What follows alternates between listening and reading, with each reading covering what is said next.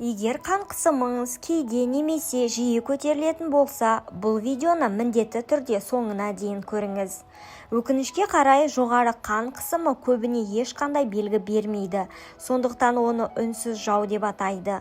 Кейбір адамдар өзін жақсы сезінгенімен, дәл сол уақытта жүрекке, миға, бүйрекке және қан тамырларына зиян келіп жатуы мүмкін. Ұзақ уақыт бақылаусыз қалған қан қысымы инсульт, инфаркт және бүйрек ауруларының қаупін арттырады. Бүгін сіздерге дәлелденген және күнделікті өмірде қолдануға болатын тиімді әдістерді айтып береміз. Қысым көтерілгенде ең бірінші не істеу керек? Ең алдымен қорықпаңыз. Көп адам қысымы көтерілгенін көріп қорқып кетеді, ал қатты қобалжу қан қысымын одан әрі жоғарылатуы мүмкін.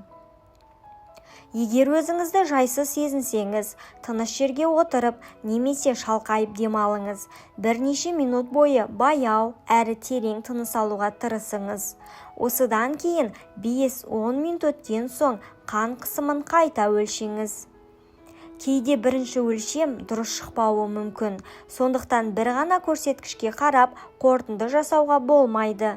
Егер қысым өте жоғары болып, оған қоса кеуде қатты ауырса, тыныс алу қиындаса, сөйлеу бұзылса, бет немесе қол-аяқтың бір жағы әлсіресе, бұл шұғыл медициналық көмек қажет ететін жағдай болуы мүмкін. Тұзды азайту ең тиімді әдістердің бірі. Көпшілік тұздың қан қысымына қаншалықты әсер ететінін бағалай бермейді. Тұздың құрамындағы натрий ағзада сұйықтықтың жиналуына себеп болады. Соның нәтижесінде қан көлемі артып, қан тамырларына түсетін қысым көбейеді. Дүниежүзілік денсаулық сақтау ұйымы ересек адамдарға тәулігіне шамамен 5 граммнан артық тұз қолданбауға кеңес береді. Бұл шамамен 1 шай қасыққа тең. Бірақ мәселе тек дастарханға себілетін тұзда ғана емес. Шұжық өнімдері, консервілер, чипсы, фастфуд, дайын тұздықтар мен тез дайындалатын кеспелердің құрамында жасырын тұз өте көп болады. Тамаққа дәм беру үшін тұздың орнына сарымсақ, лимон шырыны, аскөк, ақжелкен немесе басқа да хош иісті шөптерді қолдануға болады. Тұзды бірден емес, біртіндеп азайтыңыз. Бірнеше аптадан кейін дәм сезу мүшелері жаңа дәмге бейімделе бастайды. Қан қысымын төмендетуге көмектесетін тағамдар. Кейбір тағамдар жүрек пен қан тамырларының жұмысына оң әсер етеді. Әсіресе калийге бай өнімдер пайдалы. Калий ағзадағы артық натрийдің шығарылуына көмектесіп, қан тамырларының босаңсуына ықпал етеді. Калийге бай тағамдарға банан, картоп, қызанақ, шпинат, үрме бұршақ, асқабақ, кептірілген өрік жатады. Сонымен қатар көкөніс пен жемісті көбірек тұтыну қан қысымын бақылауға көмектеседі. Майлы теңіз балығы да пайдалы. Оның құрамындағы омега-3 май қышқылдары жүрек пен қан тамырларының саулығын қолдайды. Сұлу жармасы, қарақұмық, жаңғақтар және табиғи йогурт сияқты өнімдерді де тұрақты түрде рационға қосқан дұрыс. Бірақ ешбір тағам дәрінің орнын толық баспайтын ұмытпаған жөн. Қан қысымын төмендетудің ең қарапайым әрі тиімді жолдарының бірі тұрақты қозғалыс. Күн сайын шамамен 30 минут жаяу жүрудің өзі жүрекке үлкен пайда әкеледі. Міндетті түрде ауыр спортпен айналысу шарт емес. Жеңіл серуендеу, велосипед тебу, жүзу немесе баяу гимнастика жеткілікті болуы мүмкін. Қозғалыс кезінде қан тамырларының серпімділігі жақсарып, жүрек жұмысы жеңілдейді. Бірақ егер бұрын спортпен айналыспаған болсаңыз, немесе қан қысымыңыз өте жоғары болса, жаттығуды бастамас бұрын дәрігермен кеңескен дұрыс. Ең маңыздысы, бір күн белсенді болып, кейін бірнеше апта мүлде қозғалыссыз қалмау. Аз болса да күнделікті қозғалыс әлдеқайда тиімді. Қазіргі өмірде көпшілік күйзеліспен өмір сүреді. Жұмыс, отбасы, қаржылық қиындықтар, немесе күнделікті уайым, оның бәрі ағзаға әсер етеді.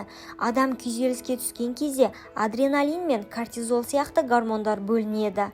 Бұл гормондар жүректің жиі соғуына, қан тамырларының тарылуына және қан қысымының уақытша көтерілуіне себеп болады.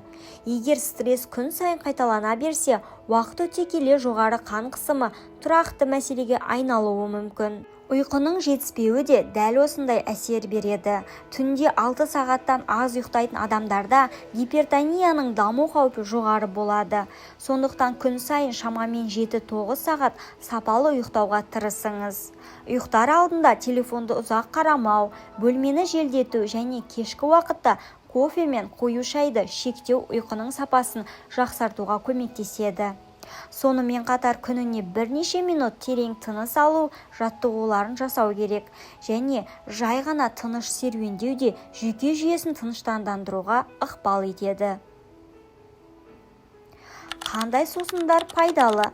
Қан қысымына тек тамақ емес, ішетін сусындардың да әсері бар. Ең қарапайым әрі пайдалы сусын ол таза су. Егер ағзаға су жеткіліксіз түссе, бұл кейбір адамдарда қан айналымына әсер етуі мүмкін. Сондықтан күні бойы жеткілікті мөлшерде су ішуді ұмытпаңыз. Қансыз шөп шайлары немесе көк шайды да мөлшермен ішуге болады. Ал тәтті, газдалған сусындарды жиі тұтыну артық салмақтың пайда болуына және жүрек қан тамырлары ауруларының қаупінің артуына ықпал етеді. Энергетикалық сусындардан мүлдем бас тартқан дұрыс. Олардың құрамындағы кофеин мен және басқа да ынталандырушы заттар кейбір адамдарда қан қысымын жоғарылатуы мүмкін. Кофе туралы айтатын болсақ, оның әсері әр адамда әртүрлі болады. Егер кофе ішкеннен кейін қан қысымыңыз көтерілетін байқасаңыз, мөлшерін азайтқан жөн. Қан қысымын қалай дұрыс өлшеу керек? Көп адам қан қысымын дұрыс өлшемейді, соның салдарынан көрсеткіш шынайы болмайды. Өлшер алдында кем дегенде 5 минут тынығып отырған дұрыс. Осы уақыт ішінде сөйлемеген, телефон қолданбаған және қозғалысты азайтқан жөн. Манжет иыққа дұрыс тығылып, қол жүрек деңгейінде болуы керек. Өлшеу кезінде аяқтарды айқастырмай, арқа орындыққа тіреліп отырған дұрыс. Егер бірінші нәтиже жоғары шықса, бірден қорытынды жасамаңыз. 1-2 минуттан кейін қайта өлшеп, екі көрсеткіштің орташа мәніне назар аударыңыз. Егер дәрігер ұсынса, таңертең және кешкі бір уақытта өлшеп, нәтижелерді арнайы дәптерге немесе телефонға жазып жүрген пайдалы. Жіберілетін ең үлкен қателіктерге тоқталайық. Жоғары қан қысымы бар адамдар бірнеше жиі қателерді жібереді. Бірінші қате қысым қалыпқа келген соң дәріні өздігінен тоқтату. Көп жағдайда қысымның қалыпты болуы дәрінің әсерінен болуы мүмкін. Сондықтан емді өзгерту немесе тоқтату туралы шешімді тек дәрігермен бірге қабылдау керек. Екінші қате дәріні таныстардың кеңесімен қабылдау. Әр адамның денсаулық жағдайы әртүрлі болғандықтан бір адамға көмектескен дәрі екінші адамға сәйкес келмеуі мүмкін. Үшінші қате өзін жақсы сезінген соң қан қысымын мүлде өлшемеу. Жоғары қан қысымы көбіне ешқандай белгі бермейтінін ұмытпаңыз. Тағы бір қате темекі шегуді, алкогольді шамадан тыс пайдалануды немесе қозғалыссыз өмір салтын жалғастыру. Осындай әдеттер емнің тиімділігін төмендетуі мүмкін. Қорытындылай келе, қан қысымын бақылауда ұстау бір күндік емес күнделікті өмір салтының бір бөлігі. Тұзды азайтыңыз, дұрыс тамақтаныңыз, тұрақты қозғалыңыз, сапалы ұйықтаңыз, күйзелісті басқарыңыз және қан қысымын жүйелі түрде бақылап отырыңыз.